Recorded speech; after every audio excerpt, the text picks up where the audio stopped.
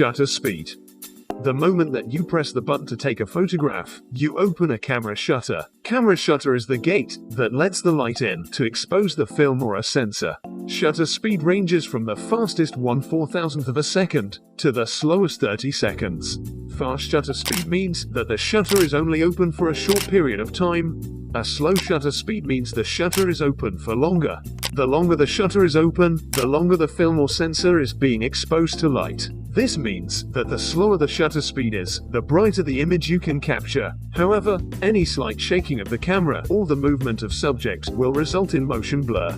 To avoid motion blur while using slow shutter speed, you would have to use a tripod and make sure the object of your shoot is not moving.